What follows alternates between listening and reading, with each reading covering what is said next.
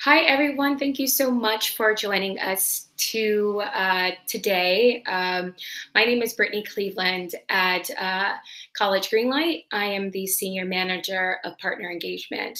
And I am really excited to see so many of our counselors and parents and students who have registered for this event where we're going to have Stanford talk to us a little bit more about what it really looks like to be a diverse student on the campus. And we're really excited to share with you guys some insights from current students. We also have the pleasure of alumni coming and sharing their experience and maybe just some tips and advice to kind of help you guys along the way if you have already applied to Stanford, either early decision, whether or not you got in, or you are a prospective sophomore or junior who is really psyched to learn a little bit more about Stanford because that's your dream school. I think you're going to get all of those questions answered today. It's going to be a very extensive live Q&A. So without further ado, I'm going to go ahead and introduce you guys to College Greenlight first. So many of you are aware of College Greenlight, and some of you are new. Well, College Greenlight, we are a free college and scholarship platform that supports first-generation, under-resourced students to and through college, and most importantly, informing them about opportunities that exist for them. And we have a pleasure of working with amazing colleges like Stanford University to really help bridge that information gap that so many of us have. So either you're a student or you are a parent or you are a counselor who is looking to learn a little bit more about colleges or scholarships, you can go onto College Greenlight. We have amazing resources.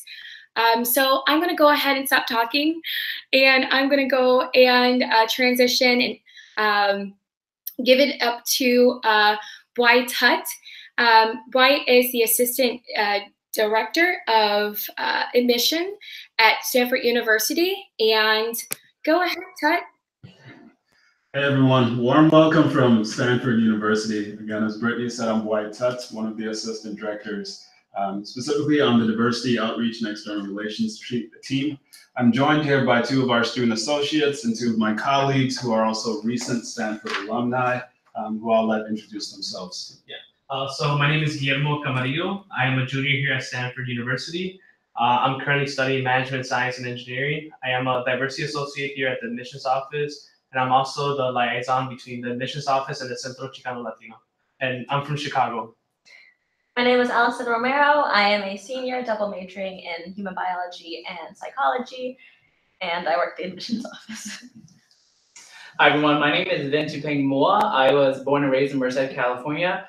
Graduated from Stanford in 2013 with a degree in comparative studies in race and ethnicity. My concentration was in education and health disparities. I worked in Korea for 5 years after graduating, and now I am a admission officer here, and I am the liaison between our center, the Office of Admissions, and the Asian American Activity Center. Hi everyone, my name is Sharon Kicking Woman. I was born and raised in Missoula, Montana. I'm also a recent alum. My major was sociology, and I also got my master's in education. I spent the past couple of years in DC working on the Hill, and now I'm back at Stanford working at the admissions office, and I am the liaison to the Native American community. Thank you all. I do want to pause and just thank Brittany and College Greenlight for hosting and facilitating this webinar. For the next 45 minutes to an hour here, we're hoping to engage you, give you a little bit of the perspective of life at Stanford from current students and recent alumni, and then allow you to ask questions at the end. Towards the end, I'll also chime in and just do a breakdown of the nuts and bolts, the admission philosophy, the application process, and then we'll make sure to stop and ask questions there. To start off, we're going to let Guillermo and Ali talk us through kind of an overview of academics at Stanford, the curriculum, and then touch a little bit on the diversity within extracurricular offerings, and just what diversity looks like here at Stanford. Yeah, so our big academic philosophy is that academic freedom. We want you to have the option to take very different classes, have a lot of different options to what you want to major in or minor in or study throughout your time here. So the first part of this is that when you apply to Stanford, you just apply to Stanford. You're not applying to a specific major or program. We want you to have the freedom to try things out and not have to commit to something right away. So you actually have until the end of your sophomore year to declare your major. A lot of time to figure things out. You could major, minor, double minor, a lot of different options. A lot of our majors are also interdisciplinary, combine multiple fields, or have concentration tracks. For example, my human biology major, I'm concentrating in the neurobiology of mental illnesses, but I have friends who are human biology majors concentrating in public health or infectious diseases or the ethics of research. So whatever major you want to do, it's also very easy to really personalize it and take classes that you really enjoy and study the part of that major that you're most passionate about. Same goes for our classes. A lot of people ask us what classes you have to take at Stanford, and there's no one list of required courses. There's just types of classes you have to take, for example, a writing course or a computational thinking course, that sort of thing. So there's 10 students can graduate from Stanford having taken completely different course loads, since we want you to take classes that are genuinely interesting to you and not just have to take general requirements. I've taken so many cool classes combining English with human biology or math with human biology or other things like that. So you really can hone in everything you want to do into your classes and into your majors as well. Our professors are very accessible and willing to work with students. I've gotten a lot of research opportunities and other feedback from professors just by reaching out to them. Our student to faculty ratio is 4:1, so there's always advisors available for all students, especially as a freshman. That's really important. All freshmen are matched with an advisor that can help them decide what classes to take or what major they want to pursue, or help connect them to other faculty in their field of interest. So throughout your 4 years here, you'll always have someone directly linked to you that you can meet with and ask for questions on your curriculum or how to do your 4 years here. So it is a really great student-faculty relationship there. As far as research goes, a lot of students ask about research. Research is huge here, especially for undergraduates. A lot of other schools focus research opportunities on upperclassmen or even graduate students, but at Stanford, you can start research as early as your freshman year. Me personally, I started research the summer after my freshman year. I did political science research, looking at the Fortune 500 and their lobbying and employees, which wasn't really my field of interest, but it was still a great way to start research experience and kind of figure out what I liked and what I didn't like about research. The following summer, I did political psychology research, looking at the events of the 2016 presidential election, which was super interesting, and I had a really great time working with other undergraduates at Stanford on a whole project that summer. And then this past summer, I did gender studies research, looking at gender expectations for men and how that harms their physical and mental health. And then I've also been an research assistant in an eating disorder lab at the psychiatry clinic. So a lot of different options. A lot of those are related to my major, some of them aren't. So you really have the flexibility to study whatever it is you want, even if it's not specific to your major or even the department. You can really try a lot of different things here and get a feel for what you like and what you don't like. It's also possible to get grants to do your own research if you want to create your own project or something you want to do isn't currently being offered. One of my coworkers actually was in New York this past summer. She got money from Stanford to write a memoir about her life and travel and interview people and do all of that. So it is an option to both get funding for current research projects and also start your own. So we really want you to be passionate about everything it is you're doing and be able to research during the school year or during the summer or both if you would like. Additionally, study abroad. A lot of students ask about study abroad programs. So we actually have about 12 in Australia, Berlin, Madrid, Florence, Oxford, Paris, Cape Town, a couple others, and then we have one in Washington, D.C., New York City, and the Hopkins Brain Institute, which is pretty close to campus. A lot of different options. I was lucky enough to study abroad in Australia about a year ago, and it was probably the best thing I've ever done. We got to snorkel on the Great Barrier Reef and see all sorts of kangaroos and wallabies. We got to hold koala bears and learn about the ecosystem and about Australian culture and all of that different things. And it was so cool to take a whole quarter off from Stanford and really study something brand new and what that wasn't related to what I was studying here. So a lot of different flexibility in the study abroad programs. You can study your current major subject, or sometimes you go there just to study their culture or language. So they do have a lot of variety with that.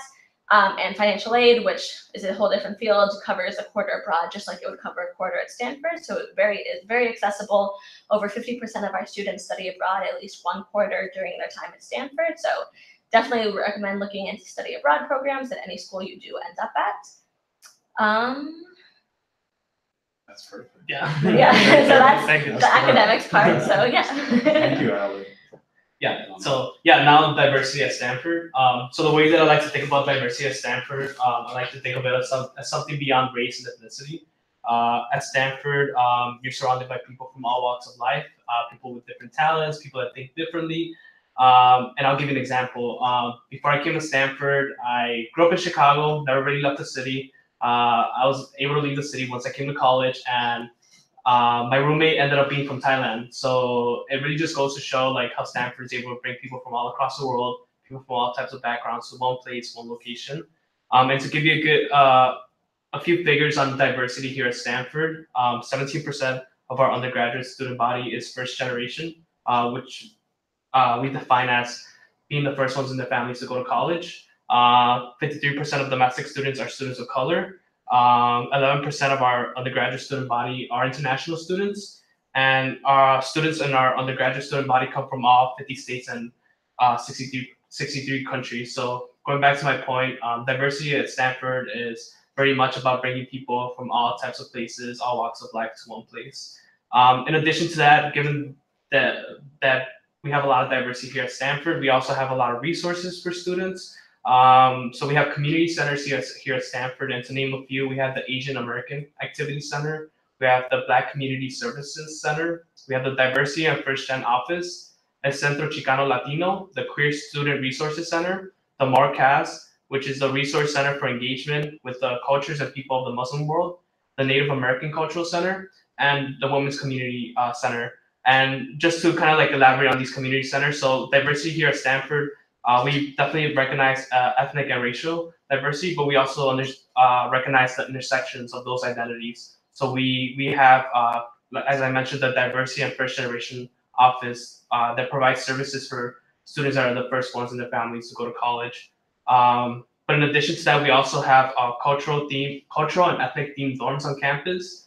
So we have the Casa Zapata, which is the Chicanx and Latinx ethnic themed dorm. We have the Ujima, which is an African American themed dorm. We have Moekma, which is a dorm that focuses on the Native American, Alaska Native, Native Hawaiian, and Pacific Islander experience. And we have Okada, which is the Asian American themed dorm. So we, in addition to these community centers, we also have these dorms in which students are able to live in. But if you apply and you're admitted, we also offer summer bridge programs for students that want to kind of experience Stanford at an early stage. So we have two programs, the Leland Scholars Program, which is geared towards predominantly first generation students. And it's a 3-week program where you come to Stanford, you familiarize yourself with the resources here. But in addition to that, you're also able to take a STEM course and get a good idea of how things are at Stanford. And we also have the Stanford Summer Engineering Academy for incoming freshmen that could get more exposure to STEM classes and STEM majors here on campus. And in addition to that, we also have organizations that work closely with specific groups on campus. I'll give you an example. One, the First Generation and/or Low-Income Partnership on campus does a lot of the advocacy work for first-gen and/or low-income students on campus. And they work, oftentimes they do events where they have like tutoring sessions and just provide resources for the student body. So I think that's like a pretty good overview of diversity here at Stanford. Yeah, thank you. In my year and a half here at Stanford, I've really seen that there's a commitment to making sure the students who are coming from diverse and non-traditional backgrounds have spaces where they can continue to explore their identity, share their cultural backgrounds, and really just celebrate their life experiences with the community here. If our recent alums, would you guys like to talk about what your experience was like at Stanford and how that translated to what you did after? Yeah, okay, I'll start.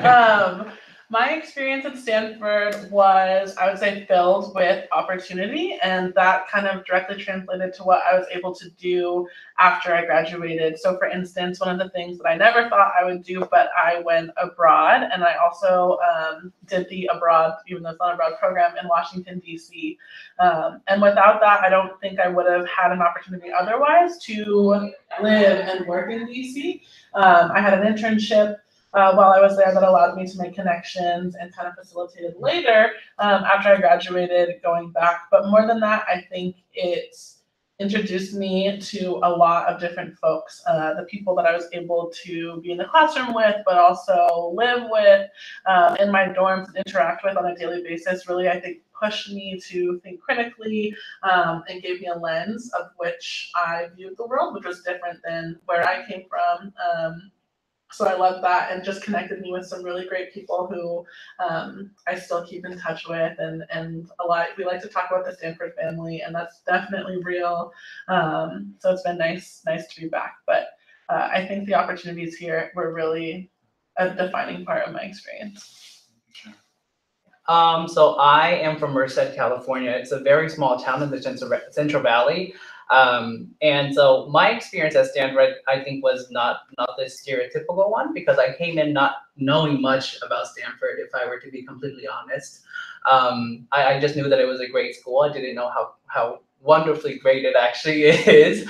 So there was a lot of struggles as a first-year student, but I think what really supported me through my journey at Stanford was really the Asian American Activity Center and all of the services that they provided there. As like a low-income student, I think that the community centers on campus provide students with the support that many of us need and that many of us are looking for, but may not be able to find in the dorms or in the general population.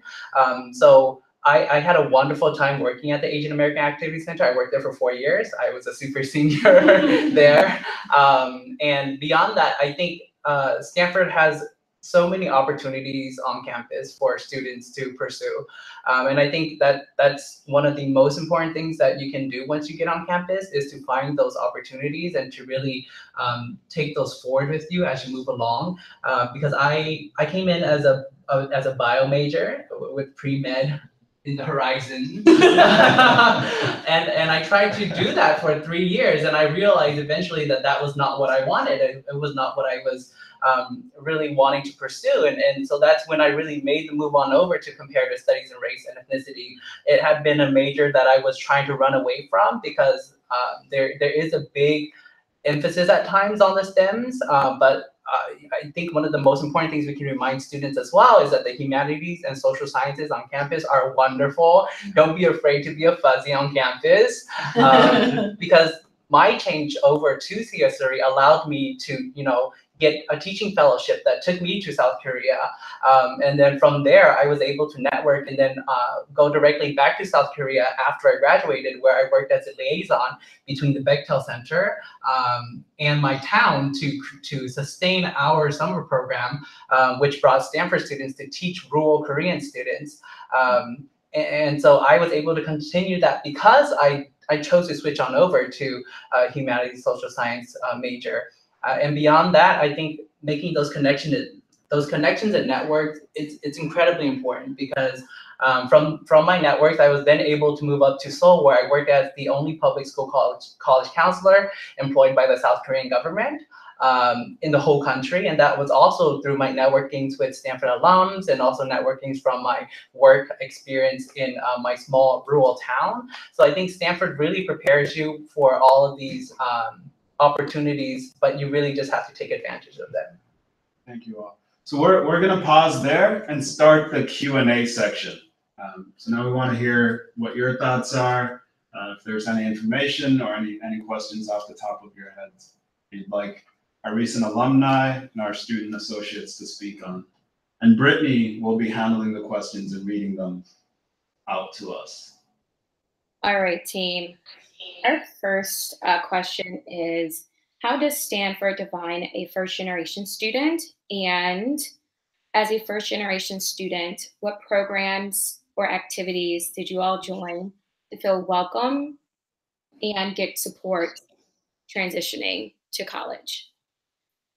Guillermo, you started talking about that a bit. Yeah, so we define first generation as if neither of your parents earned a bachelor's degree, then you're a first generation student. So if one of your siblings went to college, and your parents didn't go to college and earn a bachelor's degree, then you're still a first generation student.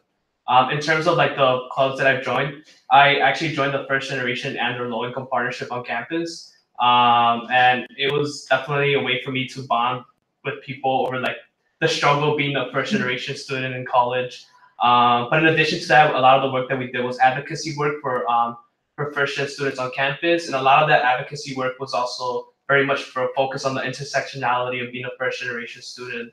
So being a first generation student and being undocumented was one of the intersectionalities that we try to address on campus, and Flip is how we is the acronym for the group. Flip continuously keeps advocating for first gen and or low income students on campus. So I thought it was a great group. Looks like we might have lost Brittany. Nope, we're here. What is something you would tell your past high school self regarding college admissions?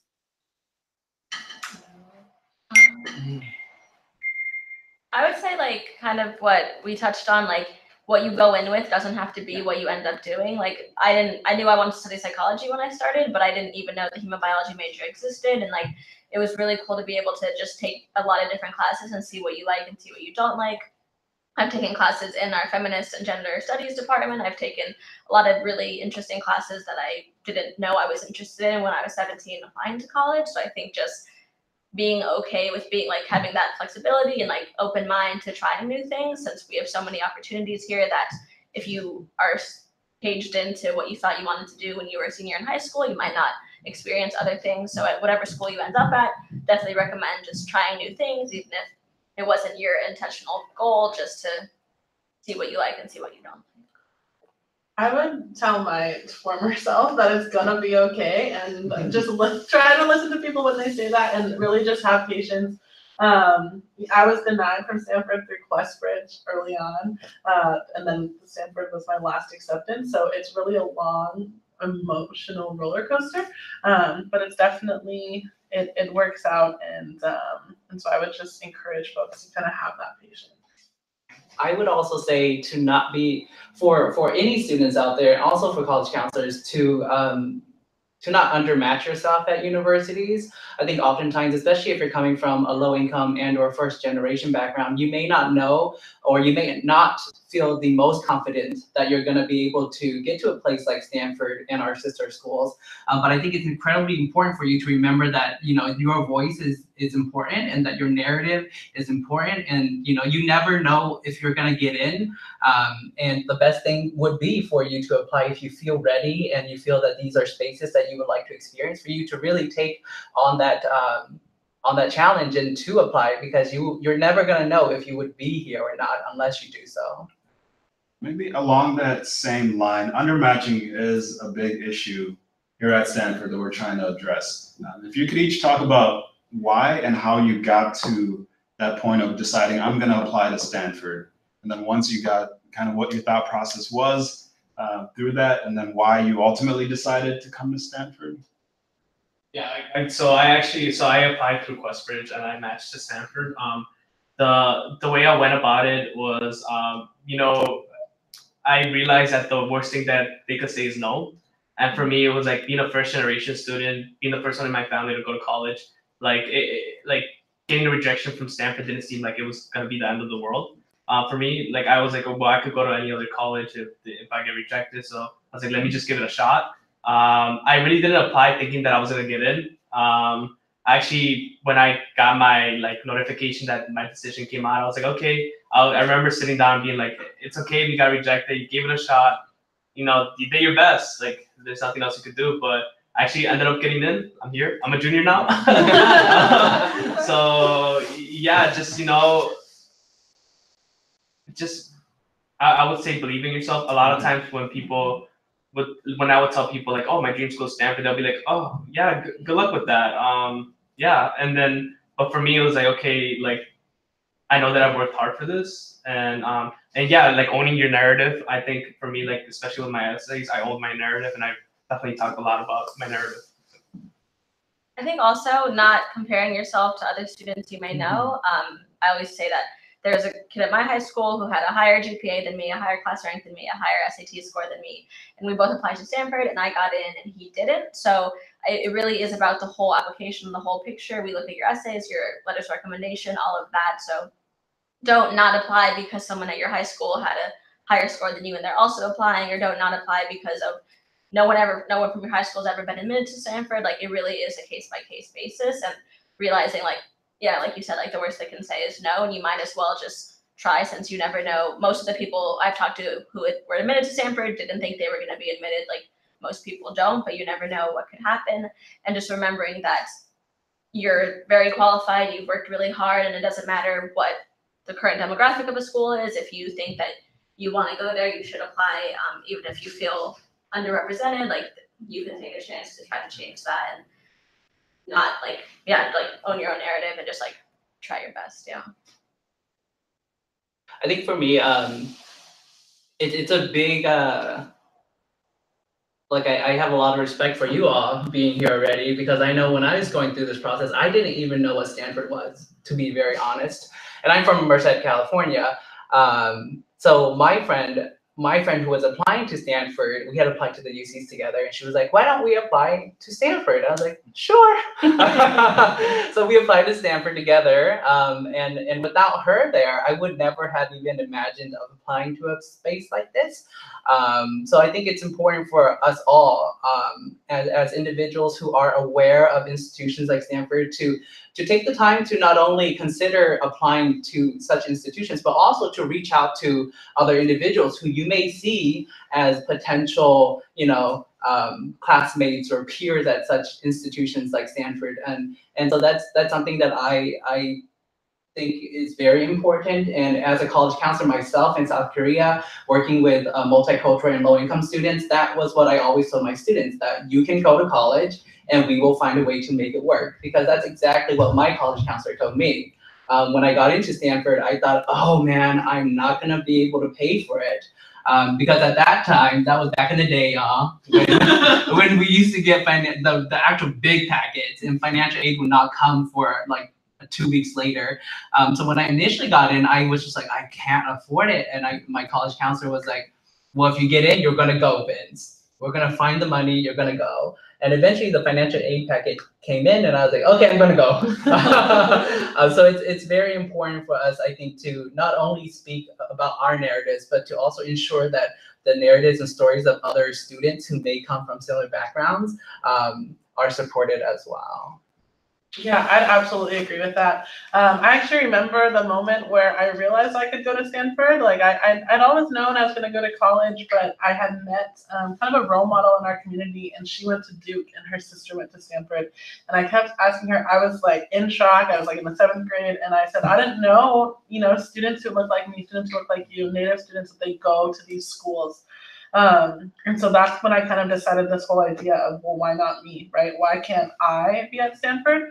And it was a goal that I had set for myself. But to that point, I would say not to discredit your background and how much you deserve to be at this university and in these spaces. So in my application, I wasn't sure where my life experiences fit, whether that meant like going to ceremony or things like that, the different things I did in the summer, but making sure that you kind of represent yourself, and put your best foot forward, because the worst thing that can happen is no. And so I had a lot of people in my corner encouraging me to just keep going, even when I was like, I shouldn't do it. Maybe I shouldn't be putting myself out there like this. And so listening to those people and for you guys to uplift each other, to encourage students to come, I think is just really important, because the bottom line is that, you have a place and space here at Stanford, and that's valued.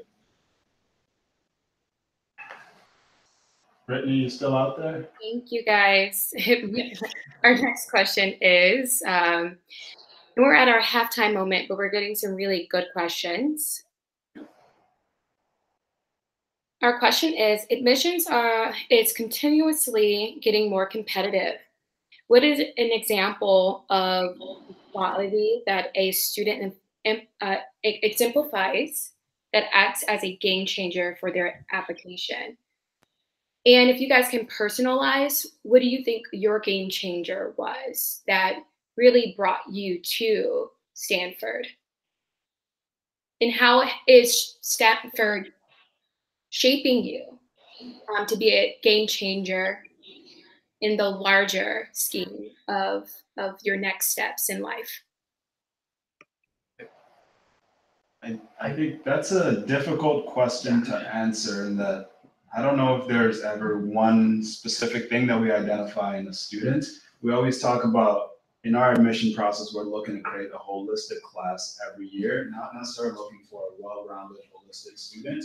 I have counselors who call me every year and say, a student didn't get in this year who was identical to a student who got in last year, right? And it kind of gets to this bigger idea of the needs of every class are going to be unique. What we think is going to add to this cohort of students that we are putting together is going to be very different from what last year's cohort looked like. And so at least from having gone through the review process, I don't know if there's ever one thing. I will say for the students, we absolutely want to make sure that they can do the academic work, that we're not setting any student up for failure. And so academic ability is one of the first check marks that we look to identify. And I think one kind of soft skill that goes along with that is the student's ability to be a self-advocate, to be resourceful, because this is a place that has a lot of support, a lot of enrichment services. And it's not a matter of if, but when it gets difficult, how does the student respond? And where are they going to go to look for that support, to ask for that help? I think it's one of the best kind of soft personal skills that I at least try and identify, and I try to bring up in conversations as we are considering students for admission. Maybe you want to chime in. I also think that it's just really important for students to pursue activities or classes or coursework that they genuinely enjoy. Because I think for me, when I was in high school, I never thought about how to best kind of ramp up my resume. I wasn't doing activities because I thought it was going to get me into university. I really was just doing things I loved. So I did 4 years of band and was a drum major. I did some volunteer work and things like that. But again, those are just things that I was doing because I really, really loved those things. And I think that's the most important thing that you can do as a student is to really just pursue what it is that you are interested in to the best of your abilities. And that will hopefully shine through your application. That because I like Tut has said, there are no one specific points about your application that will make you more admissible than another point. What were some of the challenges you all experienced as being a student in general at Stanford and or a diverse student at Stanford? Yeah, I think just being a student in general, throughout the application process and even once you're here, especially in your first couple of years, you're always comparing yourself to what other students are doing and thinking they're doing way more things than you or they're doing better or anything like that. And I think I had to just come to terms with I am still here. I got into Stanford. We're all different in our own ways. And if someone is really good at one topic, I'm really good at a different topic. And I think focusing on that, you're doing it for yourself. But also honestly, Stanford is not a competitive environment. No one's ever asked me what my GPA is or what I got on a test. A lot of highly selective schools have a reputation of being very cutthroat and very competitive, and I've not found that to be the case. So that really helped me realize I can take a class that I've never studied before, and it's okay if I don't do as well because I'm trying something new, and that I'm really you're just doing college for yourself. You're not doing it to compete with other students, and I think there's less pressure to be as perfect as you were supposed to be in high school to get in. And I think having that freedom to try new things and just figure out the whole process, that made me better deal with the struggle of feeling like everyone's doing better than you, since I was able to do things that I was really passionate about, and I really loved studying those topics and participating in those extracurriculars, and I stopped comparing myself to other students. I also think that it's one of my struggles was thinking that I was alone in the process. being Hmong, being the first in my family to come to such an institution, being low income, being also confused about my sexuality, wanting to become a doctor, but not really excelling in those courses. For a long time, I thought I was alone. And then I came to the realization that many of my peers either came or came from similar backgrounds, right? Or were experiencing similar things that I was experiencing, and that there are always resources here to help. But all the thing that you can do to get better and to better yourself is to reach out to individuals, whether that be through the community centers, whether that be through your dorm, or even just the extracurriculars that you may find yourself doing here on campus. I think it's always great to remember that you are not in this process alone. And that goes both to the actual college experience itself and also the college application process. Because a lot of your peers are going through the same things that you are going through at the current moment. And you really just need to connect with people to find, supportive individuals who will be able to uplift you throughout these processes. I would say one thing I struggled with while being here was actually being away from home, being away from my family, being away from my community, everything, I knew and grew up and loved. But where I found home, Stanford has really became a home to me. And the Native American Cultural Center, I worked there all the years I was here, and it truly was a family. And Stanford is very, very intentional about the community that it builds across, whether that's your dorm and whether the student groups, you can really find a sense of community here across lots of different lines. But for me, that home really was the NAC. I think, they called us NAC rats. We were there every single day, but that is a part of the reason why I, decided to come here, because I knew that Stanford was a place that I would graduate, within 5 years, whatever it was. I knew that I would finish this experience and not go home. So for me, that was like critically important, that I felt so supported. Thank you. What is a myth you have heard other students say about Stanford admissions that you'd like to debunk? Some myths about Stanford University or misinformation that you've heard? I think myths about admissions. About admissions in general? I think, again, the undermatching phenomenon, where high-achieving, non-traditional students are self-selecting out of applying to places like Stanford. We see it constantly in our numbers of applicants, but the majority of students aren't giving themselves a fair shot at being reviewed and considered for admission. A place like Stanford isn't right for a person coming from a low-income background or a person coming from any specific type of background, right? And that is something that we are actively trying to address. And so that's why I really appreciate partnerships like this with College Greenlight, where we're able to speak directly to the community about how accessible a place like Stanford can be. Also, a lot of people think you need to have a certain score or a certain GPA to even be considered.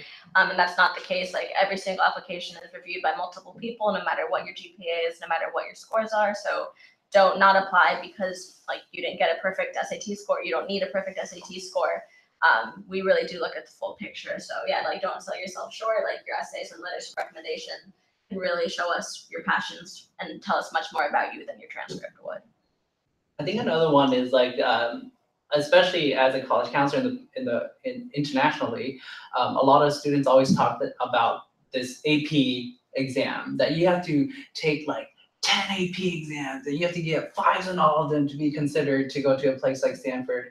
And again, that is not how it is. We really do a holistic evaluation of applications, and we look at the resources that you were given at your high school, and we don't expect more than what you were given at your institution. So when it comes to those ideas that you have to take 10 APs and get 5s in all of them, if your school is only offering 3 APs, you can't really take the 10 APs. So instead of focusing a lot on testing or AP courses or IB courses that are not available to you, I think it's important for students to take advantage of what is available to them. And if they should choose to look beyond what is available to them, then they can definitely pursue that as well. Thank you. We'll do about 5 more minutes of questions. I want to be mindful of our time and of our student associates' times. It is the end of the week for finals. They're getting ready to go home. Yeah. All right. So we have a couple more questions about affordability. Many students are concerned about the price and cost of college. And we heard earlier students talked about being a QuestBridge applicant. Can you guys talk a little bit more about the financial aid and scholarships that Stanford offers? And if any of the students can provide any like other scholarships that they've heard about that you would recommend to students? I can start off. General financial aid is pretty straightforward here at Stanford. We are need blind in our financial aid policy, and so when we are reviewing applicants for admission, we're strictly thinking about their fit for the community. We are not aware of any financial information that is not taken into consideration. We're simply getting excited about the students. Once they are admitted, then it's up to our financial aid office to make that work. Right? We admit them. We basically are coming at it from it's much harder to get in. Finances shouldn't be an obstacle, another hurdle for the student to have to jump through. So we commit to meeting 100% of families' demonstrated financial need for U.S. Citizens, permanent residents, domestically. We are need aware for international students, however. And so in that commitment to meeting 100% of all U.S. citizens and domestic permanent residents, we're doing that with grants and scholarships specifically. And Stanford is unique in that we do not use loans. There is a student expected contribution part, which comes out to be about what, $5,000 and amounts to like 15 hours a week. And so your main job is going to be to be a student here on campus. Work is not going to be a big part of your experience at Stanford, although there are ways to supplement that student contribution portion. And so in meeting that 100% of need, again, it's grants and scholarships that you do not have to pay back ultimately. And that is calculated through the FAFSA, the Free Application for Federal Student Aid, and an institutional form called the CSS profile, which helps us get a sense of ultimately what is it that your family can afford to contribute to your education, which is called an EFC, an expected family contribution. Whether that's zero, whatever that number ends up being, Stanford will commit to meeting the rest of that need. We have a few benchmarks just to give families a sense of where that falls. For families making $125,000 and above, it's calculated on a sliding scale. For families making $125,000 annually with traditional, typical assets, $125,000 and below, you can expect tuition to be covered by grants and scholarships. For families making $65,000 and under, we will guarantee enough grants and scholarships to cover the cost of tuition and room and board for those families. Yeah. In regards to scholarships, I think the most important resource that you can use to figure out these opportunities in this area would be to go directly to your college guidance counselor and to talk with them about what scholarship opportunities or external scholarship opportunities are available to you in your immediate community and also in the larger national scope. And in addition to that, I would just like to point out a really cool resource that we have on campus for students that do decide to come to Stanford. The DGen and Freshman office, the Diversity and Freshman office has this program called the Opportunity Fund. And so for students that are low-income students, and say for instance you have a family emergency, someone passes away in your family, or say for instance you want to go to a conference and you don't have money to buy plane tickets and things like that. I'll give you an example. I accidentally dropped my computer, cracked my screen, and I was being charged $700 that I didn't have to completely repair my computer. And I was kind of like worried because I had a computer science class, and the DGen Diversity and Freshman office help pay for that. So they help like students that come from low-income backgrounds pay for certain things throughout the year, especially in emergencies or cases like that. So it's a really cool resource for students on campus. Yeah, and travel to and from however far you are coming to campus is also factored into the financial aid package. So making sure the students are able to get to campus whether it's a flight to get here, a flight to go home for the holidays, and then a flight to go back home at the end of the academic year. All right. So I think we're going to be wrapping up, but we can have 2 more questions. The next question is a fun one. If you could describe Stanford in general, or what Stanford means to you in 1 word, what would it be and why? I have one. I would say opportunity.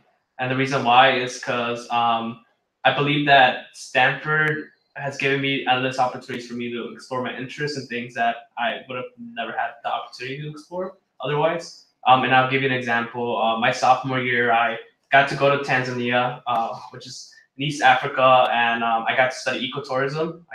I was able to go to Mount Kilimanjaro and go to different national parks and see elephants and monkeys. And I would have never had that opportunity had I not come here. And this past Thanksgiving break, I also had the opportunity to go to the Philippines and build prostheses for amputees.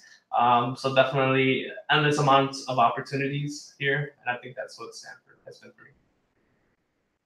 I would say enthusiastic. I think everyone here is so passionate about both the classes they're taking and the subjects they're studying, and then also their extracurriculars. People are involved in so many things here, whether it's a singing group or a computer science group or a business group or any sort of different, like being a tour guide, like so many different jobs and clubs and so many opportunities, and people are just so excited to tell you about what they're doing, and they're so excited about all their different projects and things like that. And I think that passion for not just schoolwork, I think a lot of people think like selective colleges are all about homework, you're doing homework all the time, but I think people here are really good at balancing their time and being able to fit in all the things they're passionate about, or most of them, and not feel like you have to be doing homework all the time. Like college is about experiencing so much more.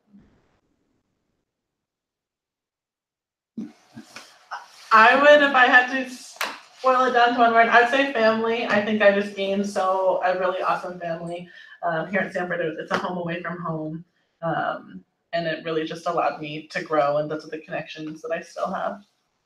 I would say agency hyphen maker. Because I feel like Stanford provides us a platform, or provides students a platform to create their own agency in their communities or their own agency in their self-being. And I think that's really what I gained from here. Was I became an advocate not only for the Asian American community, but also for the other communities as well, the African American, Latino, Chicano, Native American. And I think that's what I took with me after I left Stanford, was to be an active agent of change, whether that be social change or any other change that you would like to be a part of.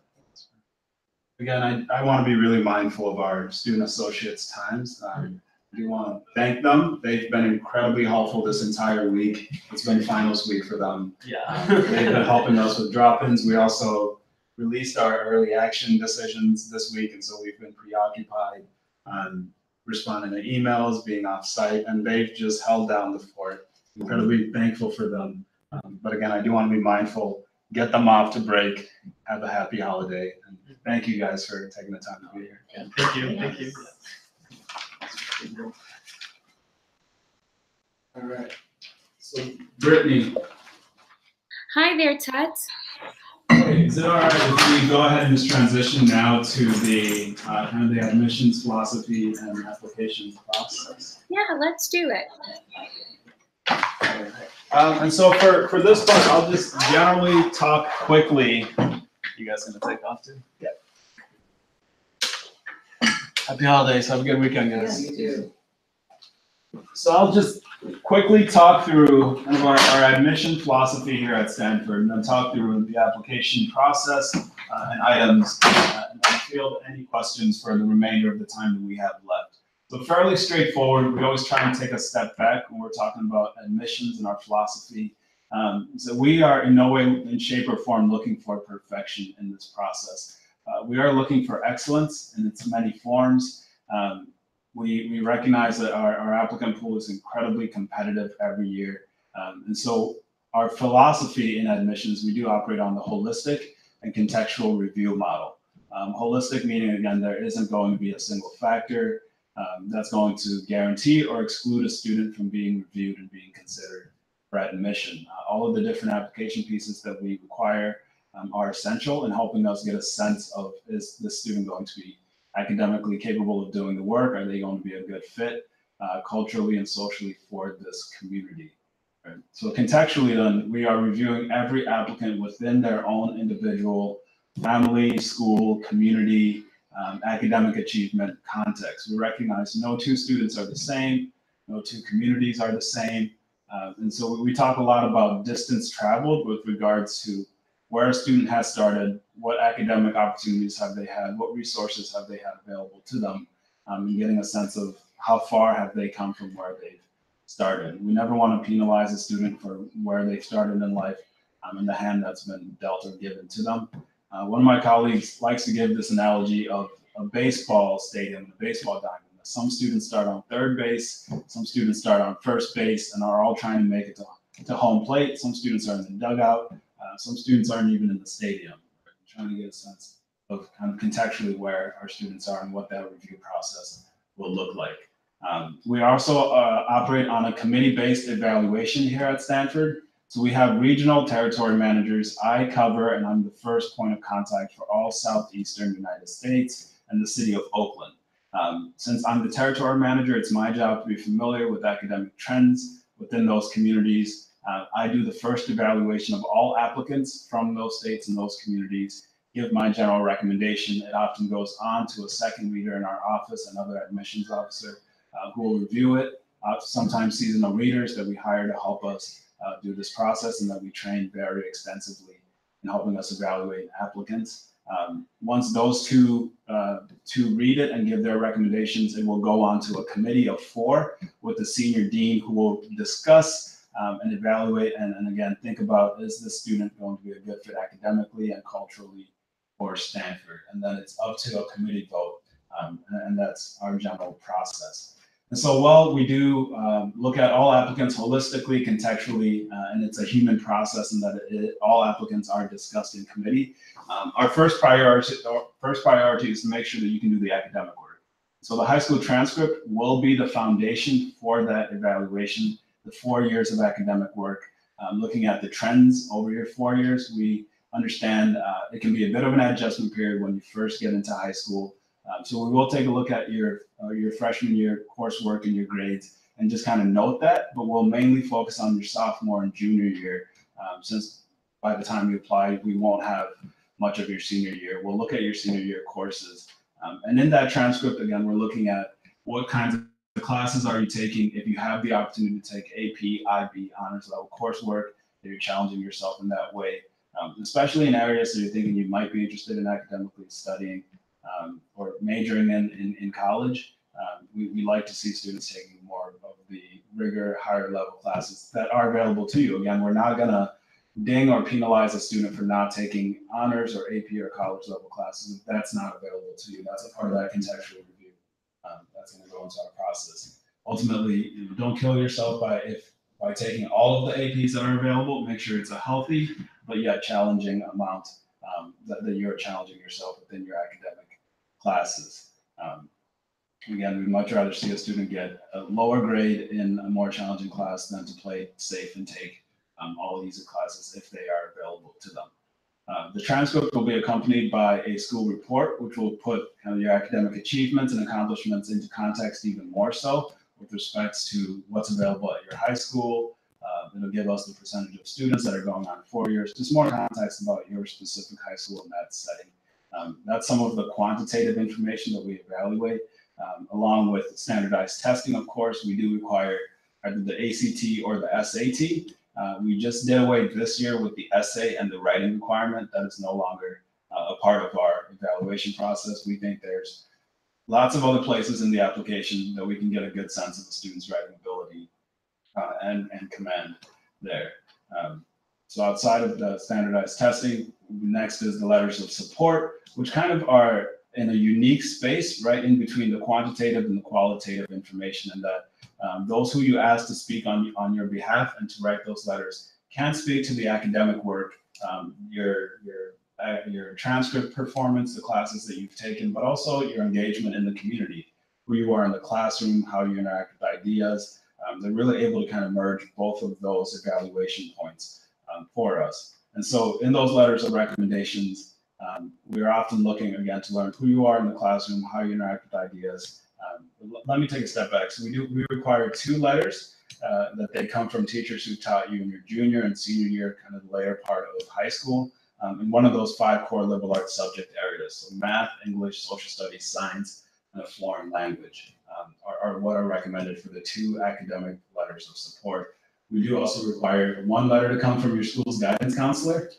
We recognize that there are schools where guidance counselors have large caseloads and that they may not know you as well individually, and that's absolutely okay. That's again going to be captured in the school profile in that context.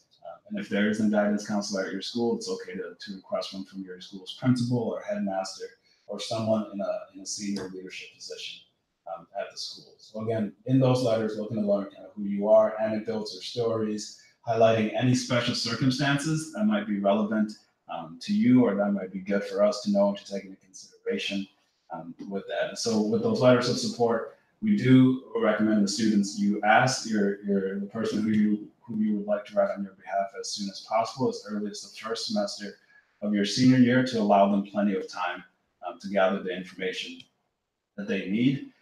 Also making sure that they are able to speak to academic and personal qualities in the classroom and in the community they've seen from you.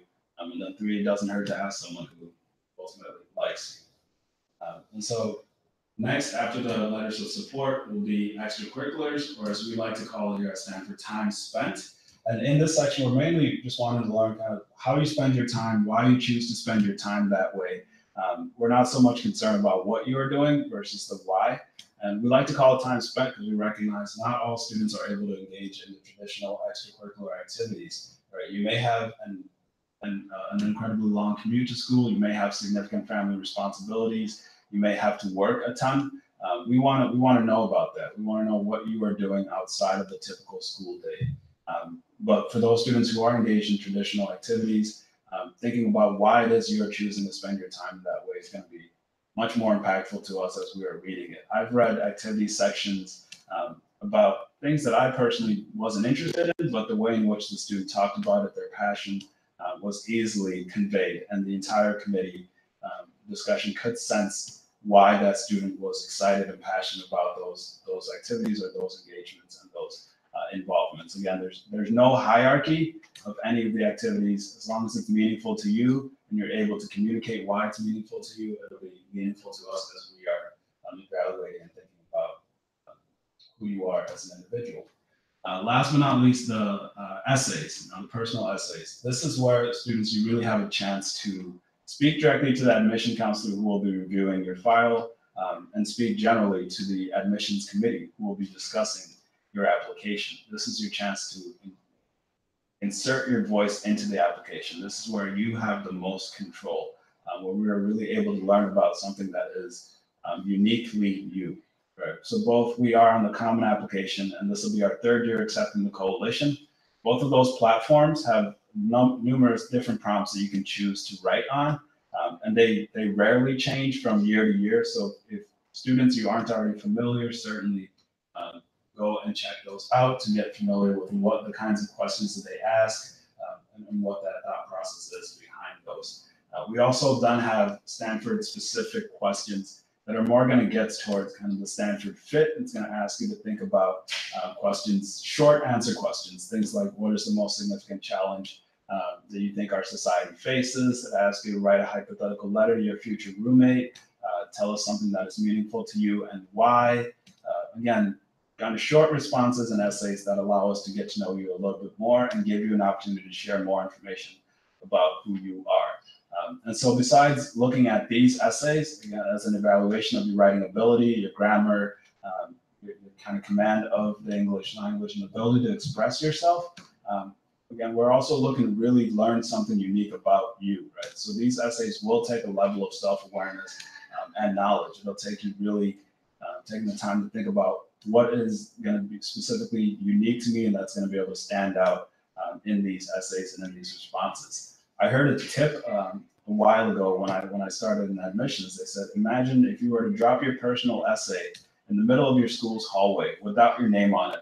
And if a good friend of yours were to pick that essay up and read it without your name on it, and if at the end of reading that file, your essay, if they could come to the conclusion that, yes, this is an essay about Guillermo, or this is Ali's, or this is Sharon's essay, then you've done a good job of sharing enough information that is specific and unique to you. But if after reading that personal essay or those responses, it could be about the 300, 200, 400 other students at your school, and maybe take a step back and think about how to think about sharing a little bit more information that's going to be specific and unique to your personal circumstance. At Stanford, we also have optional alumni interviews that are available. And again, these are optional. They're based on alumni availability. All students who submit a completed application are eligible. The interviews are drawn at random, right? And so again, it's all depending on how many alumni are in your area that are available. And it's really a chance just to sit down, ask an alumni questions about their experience at Stanford, and for that alumni to get a first impression of who you are as a student. They then are able to write that conversation up and send that on to us for review. But again, completely optional. So at Stanford, we have two main rounds the students can apply through. We just wrapped up our restrictive early action round. Restrictive early action for us, it's non-binding, so students still have until May 1 to apply. However, we do have the earlier November 1st deadline. And so it's still for those students who've done their research and they feel really comfortable that if admitted, Stanford is one of their top choices. The restriction with our early process is that students cannot apply early to other domestic private schools at the same time as they're applying early to Stanford. You can apply to public schools, you can apply to service, military organizations early, just not other private domestic colleges or universities early. And so for those students who are thinking about early, I always ask them to think about two questions. One, can you put together the strongest possible application by that early deadline, November 1, where we won't have seen any of your senior year accomplishments or coursework or performance at that point? And if you really feel like this is the strongest possible application that I can put together on that early decision track, the November 1 deadline, and if you truly feel like Stanford is the place that you would commit to coming if offered admission, then early action is the route for you to go. Regular decision is coming up January 2nd will be the deadline for that, and that's where the majority of our students do choose to apply through. Now, we're a little bit over time, but I'm going to take a step back now and field any last minute questions about our admission philosophy and the process and nuts and bolts of applying. Thank you, Tat. All right, we're going to focus this question into one. Do you have any advice for deferred, transfer, and/or community college students in the admissions process?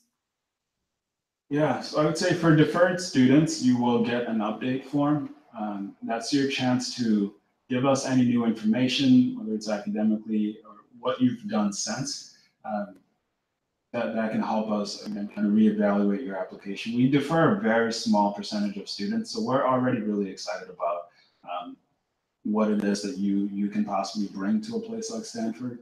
And for community college and transfer students, making sure that, again, you are putting yourself out there, that you are describing how you are going to fit into a place like Stanford, where you see yourself fitting in.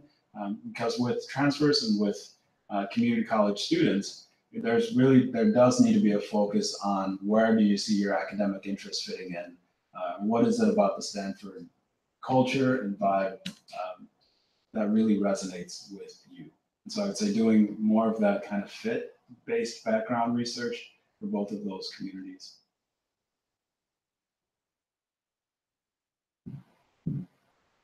Thank you. Quick question from Guadalupe. She's been really active, so I wanted to give her a shout out. How do students, educators get more information about these alumni interviews, or just to learn a little bit more about Stanford? And we did get a couple questions from students to see if there are opportunities to visit and see Stanford in real life? We unfortunately don't have any visit programs right now that are funded through the admissions office. So unfortunately, you would just have to kind of figure out if you're able to make that work personally with your family to come. We do offer daily information sessions and tours that are free to the public to come. We're also trying to do more of these outreach activities to the first generation low income minority communities as much as we can. And so those are partnerships that we're working towards. In terms of the alumni interviews, you can go on our websites to learn a little bit more about kind of specifically what they are. But again, they're really one-off things. It's so detrimental, so determined on the availability of the alumni in your areas to be able to carry those opportunities out and give those to students. Thank you. We have a question from Nyla. I am still undecided on my major. Do you all have any advice for this? It's absolutely okay to be undecided. I think something that they mentioned, students do not have to declare a major until the end of their sophomore year. We recognize students are not one-dimensional in academic interest.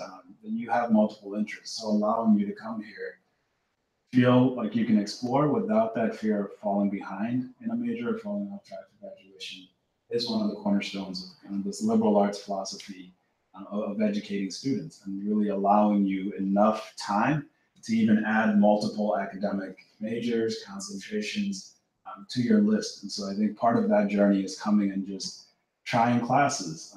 And I think that's a wonderful philosophy and stance that the liberal arts universities and colleges take in really encouraging students to branch out, to try things without having to feel like they are on a specific track. And so students come in and enroll every single year undecided.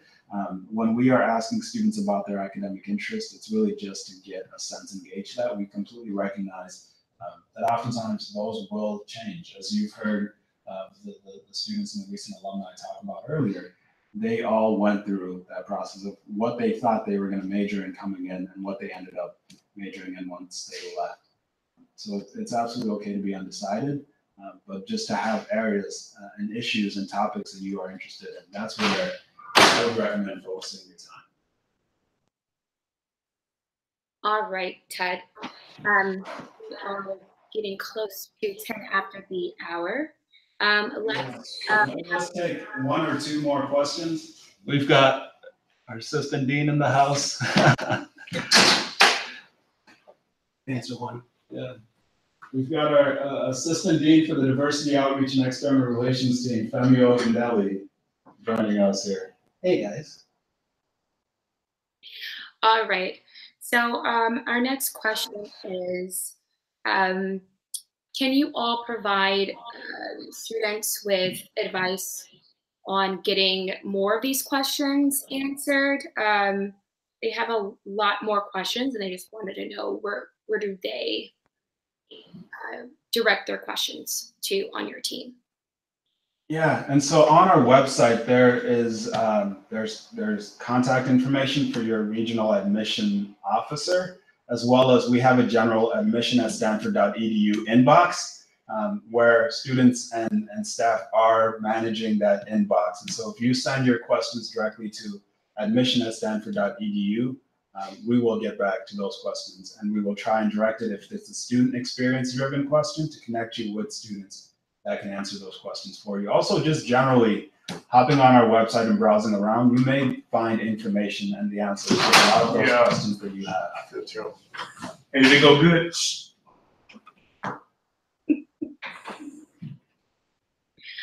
Oh, great. Maybe let's take one more question, Brittany. Okay, perfect. I think we got most of our questions answered. I do have a question for our counselors. How do you all support the community-based organization or counselor community who would like to cultivate a relationship with Stanford and your admissions team? Perfect. Actually, our on-campus counselor program registration link is live right now. It's a 3-day program where we invite students, counselors who work with student populations that fit those access communities, those first-gen low-income majority minority communities.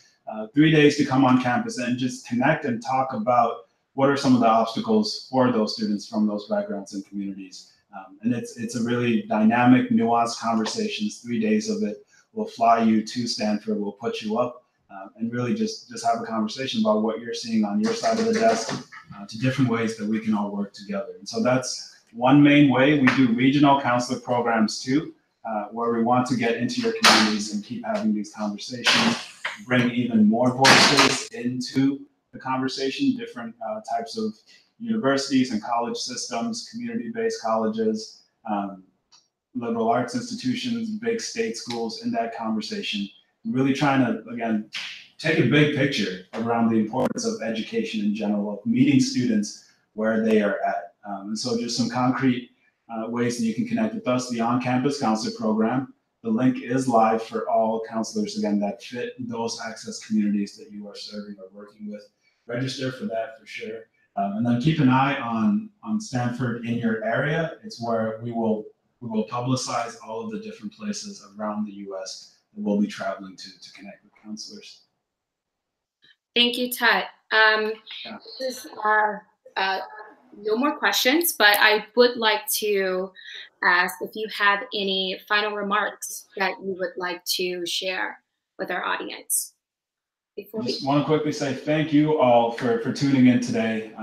Good luck to the students who are going through this college searching process. You will land somewhere great. And a big thank you to the counseling community out there. You are all doing thankless work that is absolutely necessary, and we want to work with you as best as we can to be partners in this work. So thank you, and have a happy holidays, everyone. Thank you, Tut, so much. All right, so as Tut is signing off, I wanted to just thank Stanford for providing us this amazing opportunity to really reach our wonderful student and counselor community. I really truly believe, I am also a first-generation student, and I really truly believe this was an amazing opportunity and moment to really reach over so many states and cities and so many lives. And we really hope this has been an illuminating experience for everyone who is joining us today. I want to give you guys really a round of applause for taking an evening out of a Friday to really inform and educate yourself. And I really hope you guys are able to walk away feeling more confident in this process and in this journey. I know it's not easy, but you definitely do have a community who's really here to help support you getting to and through college successfully. So I will say goodbye, Tut. Thank you so much. I'm going to leave off with just a quick video, just to kind of inform students a little bit more, or students in our counselor community a little bit more about College Greenlight. And if you're not registered on College Greenlight, I do encourage you guys to visit collegegreenlight.com. You can create a free account, and you can take advantage of our tools to really understand what colleges are a good match and fit for you, financially, academically, socially. You will be able to also connect to partners like Stanford and more, who are really looking to recruit you and are interested in you learning a little bit more about what they have to offer you. And then also find some scholarships along the way. So I'm going to depart, but I'm going to go ahead and show this last video. All right, thank you everyone so much for your eyes. Give me 1 second as I share.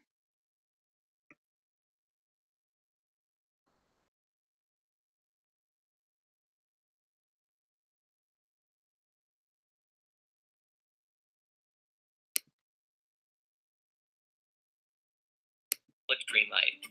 We are so excited to help you on your journey to and through college. With College Greenlight, you can find your perfect college, as well as scholarships to help you pay for your dream school. Some of our tools are designed to help you discover schools and organize your college search, like our What Are My Chances calculator and in-depth student reviews. You can also build your own customizable college list. Other tools are here to help you connect with college admissions representatives. In addition to helping you find the right college, you can be matched with best fit scholarships from the web's largest database. All of our scholarships are rated by how much effort they take to complete and by level of competition, so you can use your time wisely. But remember, in order to receive the best results for colleges or scholarships, make sure you keep your profile as complete and up to date as possible. Thank you for choosing College Greenlight. We look forward to helping you on your journey.